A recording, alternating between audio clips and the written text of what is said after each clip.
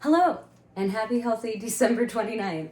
So today I want to share my most efficient trick for consuming the highest number of nutrients in your vegetables with the least amount of time and energy and even the least amount of vegetables. And that is sprouts and microgreens. So I have an assortment here that I'm going to talk about, but first I want to tell you why that this is probably a great idea and something that you might want to explore.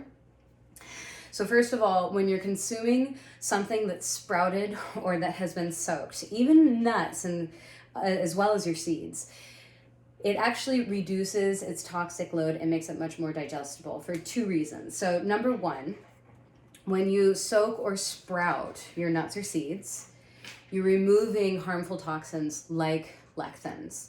So some people have a really hard time digesting those, or they cause a lot of gut distress. The other thing that makes them more digestible is they are loaded with more enzymes. This is actually also an effect that you can get from raw milk and cheese. Because they're higher in enzymes, they're more digestible, to the point that some people who are sensitive to dairy can actually have the raw version of that product, but not the pasteurized version. Not going to be everybody, but nevertheless, it makes it more digestible. So another reason that you want to maybe consider getting more bang for the amount of vegetables that you have to eat, but also for your buck, is microgreens and sprouts are way higher in vitamins and minerals. They're also higher in polyphenols, which are the beneficial plant compounds, as well as carotenoids. And just to give you an idea, I wrote down a couple of these. Amaranth is 4 times higher in vitamin K than the mature plant. It's 11 times higher in vitamin C than the mature plant.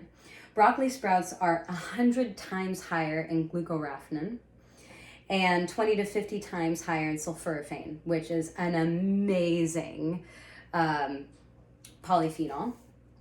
Radish sprouts have 56 times more vitamin A, 4.5 times higher magnesium, 6 times more phosphorus, and 45 times higher in monounsaturated fatty acids. So these are truly packed with nutrients, and if you eat the mature vegetable, you'll have to eat a lot more to get the same amount of nutrients. So super efficient there.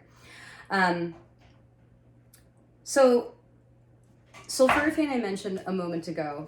If you are not familiar with that, you should probably just go to Dr. Rhonda Patrick's website, foundmyfitness.com. She's got like a 90-minute or 2-hour wonderful, exhaustive video on it. But just to give you an example of how amazing some of these polyphenols that are more available in higher amounts in your sprouts microgreens, sulforaphane is an antioxidant and is anti-inflammatory. It reduces, in studies, it's reduced symptoms associated with autism. It also has anti-cancer properties where it's not only protective against cancer, but slows its growth once the cancer is actually present. It's a potential, of course, more data is always needed, but a potential antidepressant. And it promotes the excretion of toxins from air pollution. And it improves blood glucose in individuals with type 2 diabetes. So it's an incredible polyphenol. Zeaxanthin is another one. And it improves eye function in general. It is also an antioxidant that actually helps to keep the lenses of your eyes clear. And it's been shown to be extremely effective for eye age-related diseases such as macular degeneration.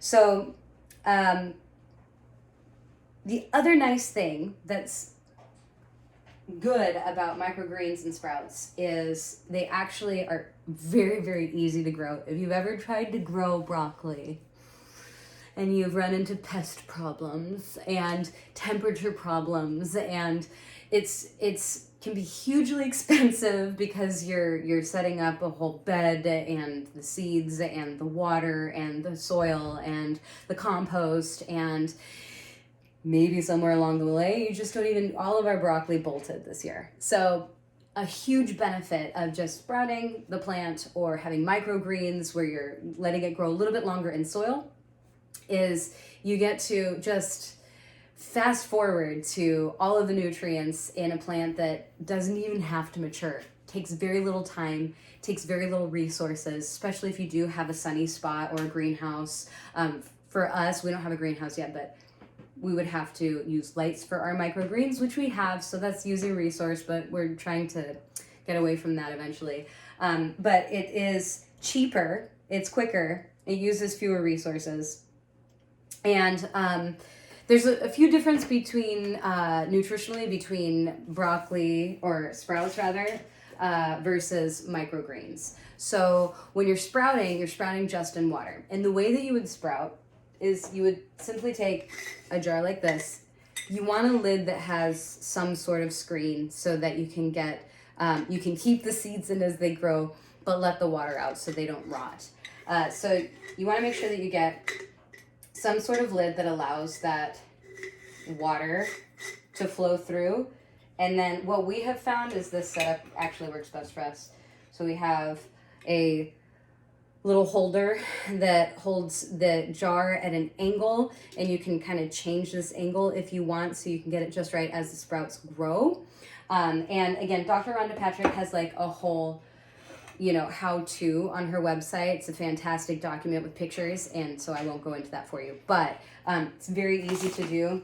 The seeds themselves are really inexpensive. You can get organic, heirloom, and just get a ton of them. One jar is going to be about 3 or 4 tablespoons. So very few seeds, and you get a bunch of sprouts. Just another tip that that brought to my attention this week about the sprouts. And I really like their taste. They got a little bit of a spice to them. But anyway, to keep them from rotting, once they're mature, you take them out of your jar. And it's like 4 or 5 days, I'm not really sure. But and you can green them up by putting them in a windowsill. Otherwise, you don't need light for the sprouts. So, if you don't have a lot of light in your house, which we do not, this is still a great option. But putting a little paper towel or something, just making sure that they don't sit in their own water and rot. That'll keep them better for a little longer. I do try to get through them in the first couple days because the longer these sprouts and microgreens are around, the less potent they are going to be nutritionally. So they kind of start to lose their nutritional value. So I got a sample from my neighbors. All of these microgreens come from my neighbors. So I live right by a farm called Pack River. And these are kale, which I have not tried yet. This is just a sample, apparently. And so, they look just like you would expect them to look, little baby plants. And kale's, I'm going to guess, going to be also pretty mild.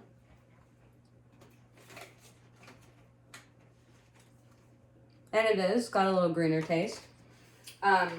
Here's the broccoli. So they always have these available. Typically, the broccoli, microgreens. Now, microgreens, again, are grown in soil.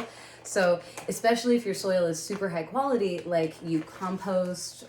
So, another way to just be super efficient about all this is to use your food scraps to create compost. Food scraps, leaves, if you have a lawn clippings, animal poo, depending on what you're putting in your compost, you'll have to time it right so it's broken down correctly.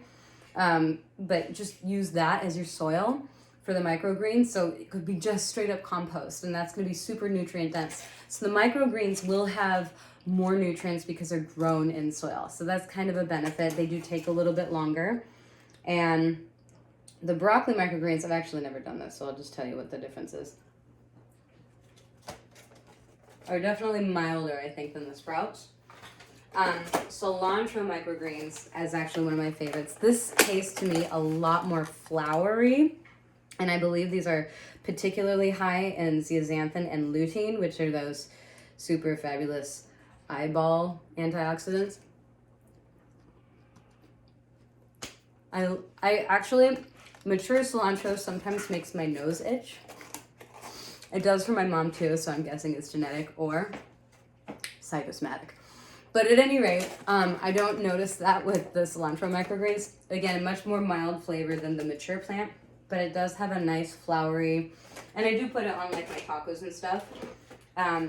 Here's their arugula. And it looks like kind of a baby salad, which it is. A little bit spicier. This would probably go well on, whoa, super spicy. Actually, pizza maybe? I don't know. Yeah, I really like the spice in that. And radish, I'm gonna guess it. See, usually I mix all these up, so I don't actually know what they taste like individually. So, cute little purple plants. And I would have thought that that was spicier. Nope, it's got a kick later. It has a kick later. Pea shoots are also very nutritionally dense. So you have these as an option too, and they're extra cute because they have the little swirlies on the end. So, and you know, these are a favorite of mine. So we've got some protein, a cheap cut of meat. I've been told slow cooking in the oven, which of course I have nothing to do with because that's not my strength in life. But what I'm gonna do to prepare for that is just throw a little bit of everything into a bowl. And make a salad out of it. And this is going to be a particularly just potent, nutrient-dense salad. I do think the broccoli microgreens are one of my favorites. We have raw goat cheese, again from a local. The neighbor CSA also carries this usually. So we'll put some goat cheese in there. And then I have red onion that I've sliced up and mix that all up. And then when the protein is done, that will go on top.